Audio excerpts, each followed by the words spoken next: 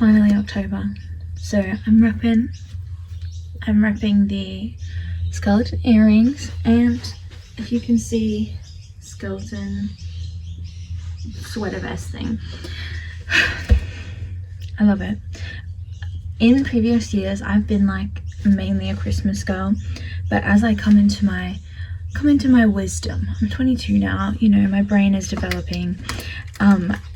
I'm like, yeah, of course it's Halloween, and it's always been Halloween.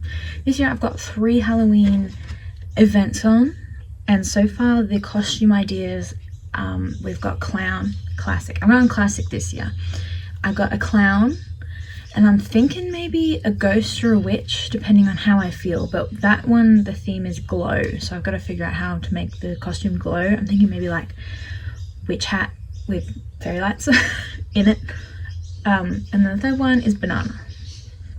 It just is banana, alright.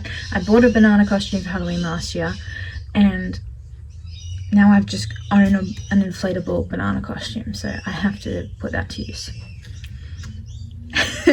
So let's talk about books. I'm in a like, I have to read physical books and I have to annotate them kind of mood. I haven't really annotated that many books in my reading career. It's a pretty new thing that I'm doing, so I'm still working out how to like when I should tab, what I should underline, and then sometimes I just forget that I'm annotating and I'm just like reading the book, and then I go, oh, I haven't picked up a pen in so many pages.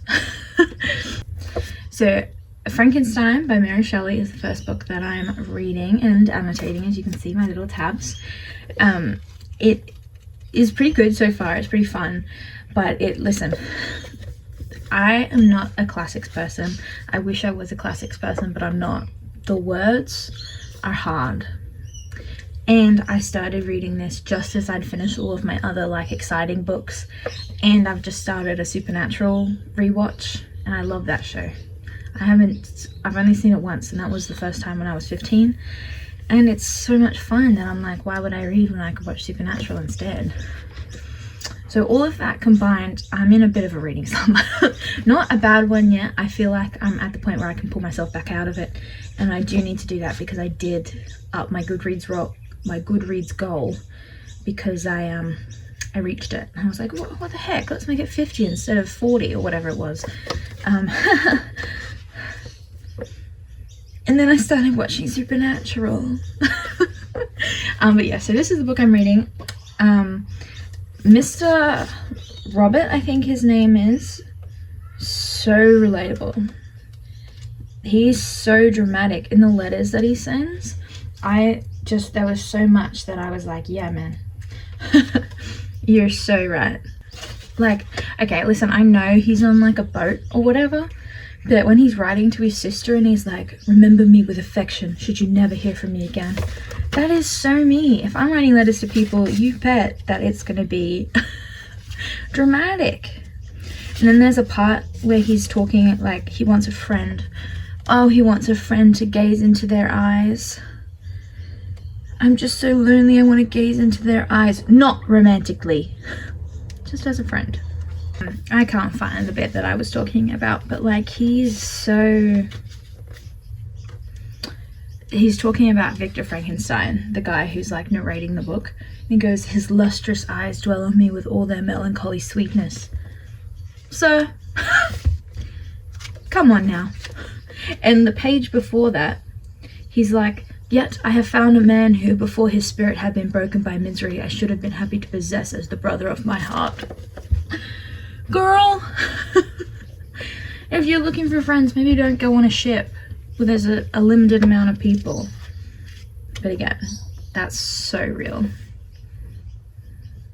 Anyway, I'm very excited about this book. I hope that it's good, and that I'm in the like right mind space to be reading it, because a couple of years ago I did read Jekyll and Hyde, Dr. Jekyll and Mr. Hyde, and I liked it, but I feel like I didn't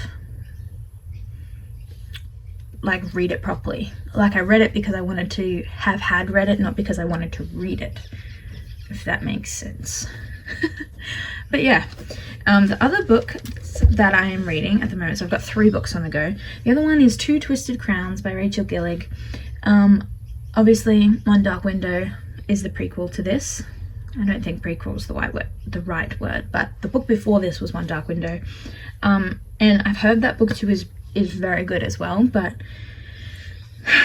it's just not grabbing me like I wanted it to. I was like, I'm gonna balance out Frankenstein with Two Twisted Crowns, and I'm reading 2 books and I'm like, huh. So what's the solution when you're reading 2 books that you are not super into just yet because it's at the beginning bit?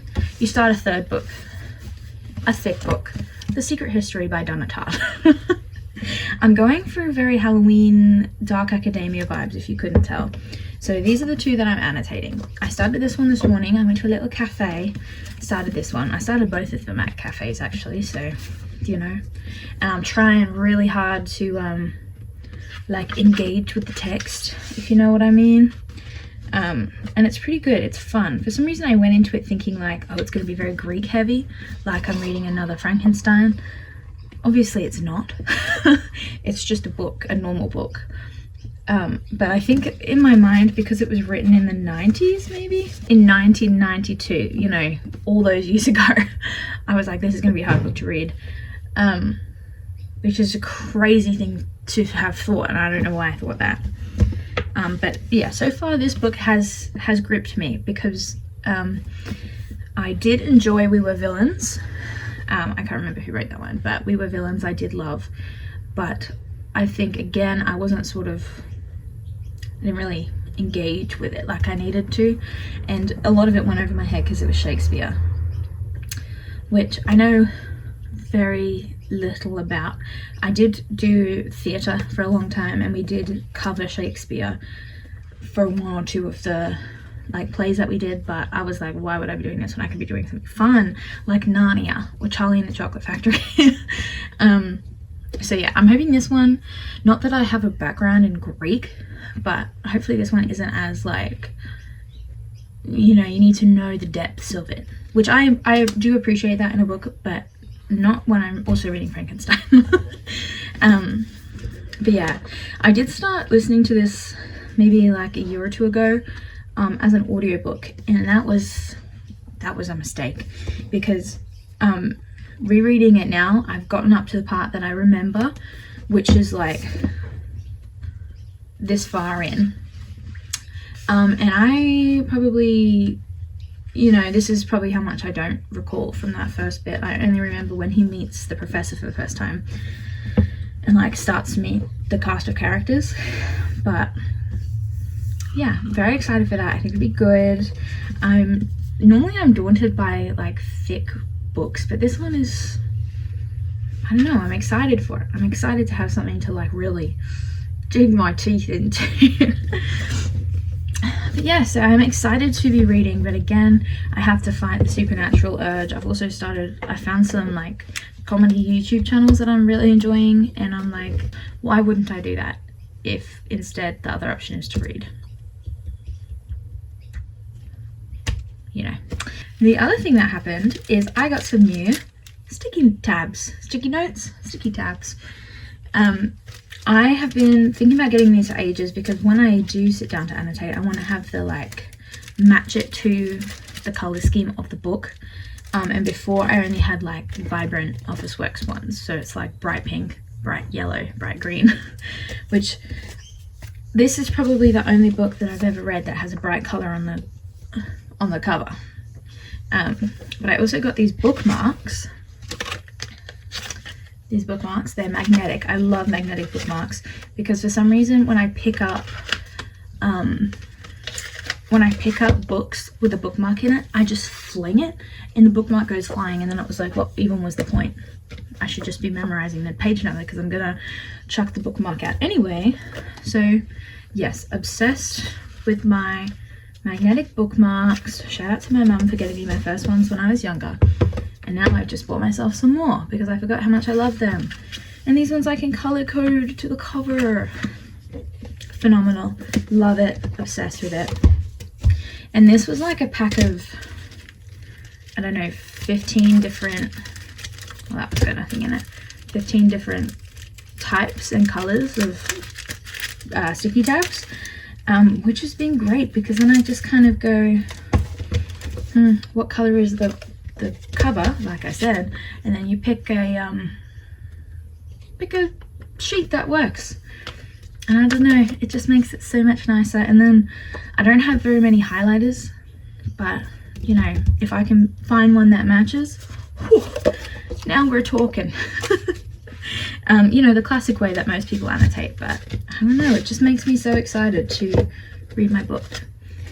It also sort of daunts me. I think that might be another reason, because I've undertaken, again, a hard book and also a book that I have to think about. Two Twisted Crowns for me was the one that I was sort of hoping would be the draw card for me to actually be reading, but who knows?